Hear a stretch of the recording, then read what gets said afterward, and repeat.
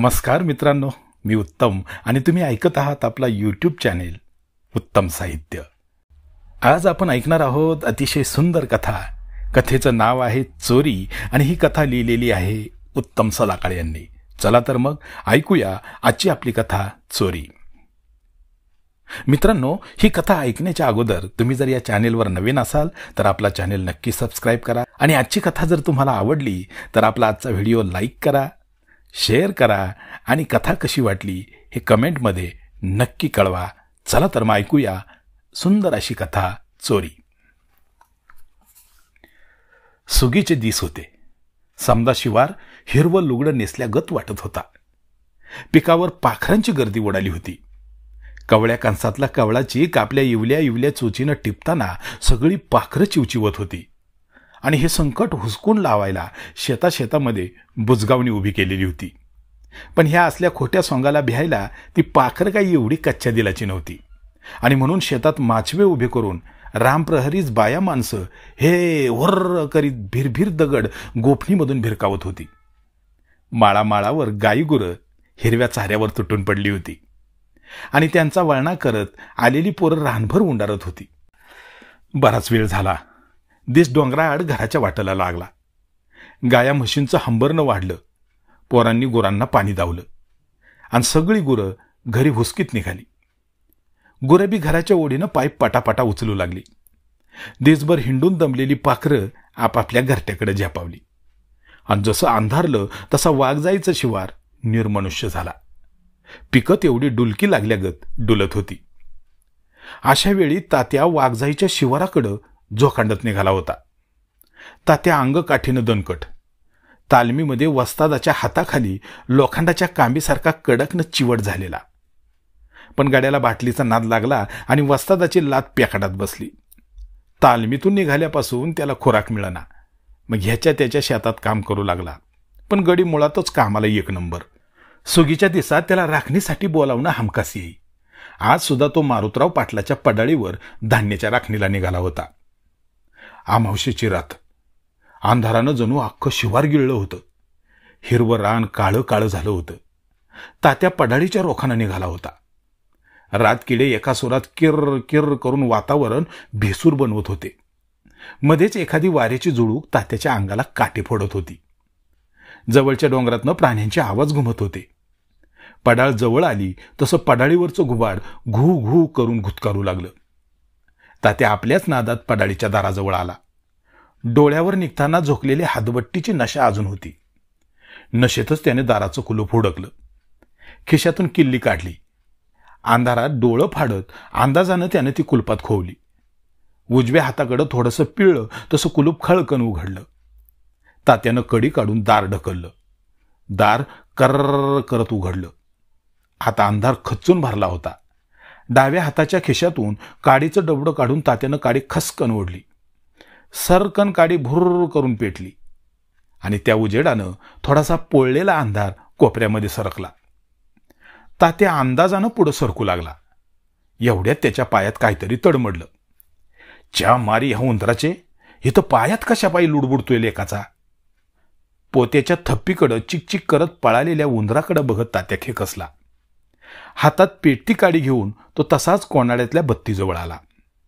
त्यानं बत्ती पेटवली तसा उजेड त्या घरामध्ये हिंडू लागला आणि त्याच्या भ्यानं कोपऱ्यात दडालेला अंधार गुपचूप बाहेर सरकला. पोत्याच्या थप्पीजवळ तात्यानं आपलं घोंगडं अंतरलं. त्यावर बूट टेकवत सुस्कारा सोडला. दार उघडच होतं आणि त्या दारातून वारा आता जोर आल्यागत सुसाट सुटला. त्याच्या जोरानं दार खडखडू लागलं. तात्यानं एकदा त्याच्याकडे पाहिलं आणि गुडघ्यावर दोन्ही हातांचे तळवे टेकवत तो उठला. त्यानं मोठ्या प्रयासानं दार गाठलं. दाराला कडी घातली. मगाशी ढोसलेल्या बयेचा परिणाम आता तात्यावर व्हायला सुरुवात झाली होती. तात्याचं डोळं तारवटलं होतं. त्याचं पायात घोटाळू लागलं होतं. कसा बसा घोंगडीवर येऊन तो टेकला आणि तसाच पसरला. थोड्याच वेळात तात्या नाकामध्ये गाव लागला. रातकिड्यांच्या किरकिरीमध्ये तात्याच्या घोरण्याची भर पडली. मध्यरात्र झाली. तसं वारं गपगार झालं. शिवारात परत एकदा शांतता पसरली. तात्या आणि रातकिड्यांची किरकिर घुरघुर तेवढी चालू होती. एवढ्यात एवढ्यात पडाळीवरची पाखरं झोपमोड होऊन गलका घालायला लागली आणि आता पडाळीचा दरवाजा कुणीतरी ठोठावत असल्याचा भास होऊ लागला. झोपलेल्या तात्याच्या जागरूक कानांनी सुस्तावलेल्या मेंदूला ह्या अनोळखी आवाजाची जशी बातमी पोचवली तसं मेंदूने आळस झटकून सणाना आदेश सोडले आणि तात्या खडबडून जागा झाला. इतक्या मध्यरात्रीला कोण दार वाजवतोय याचा काही त्याला अंदाज लागेना.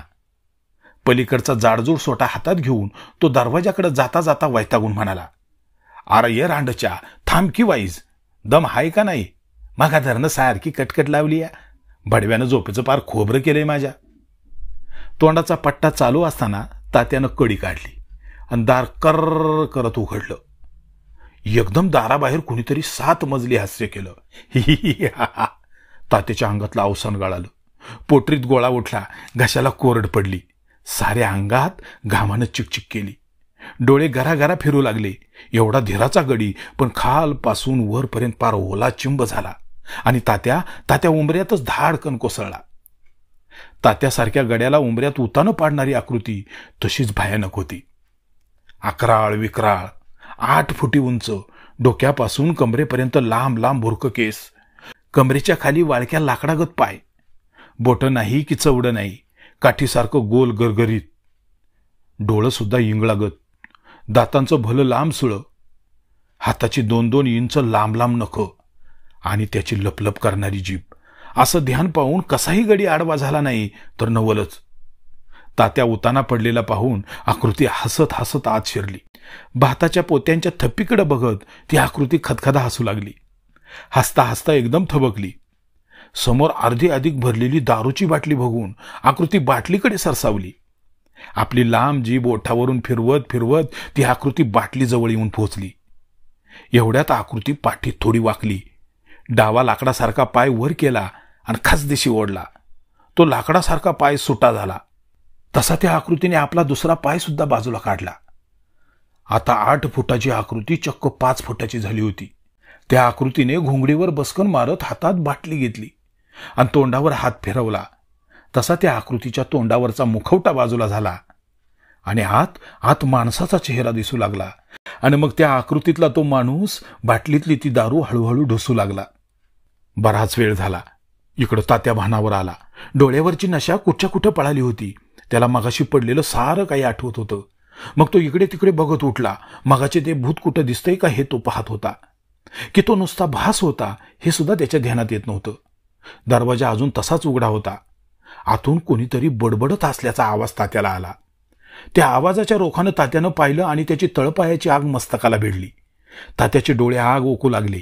त्याने जवळच पडलेला त्याचा सोटा उचलला आणि तो तिकडे धावला.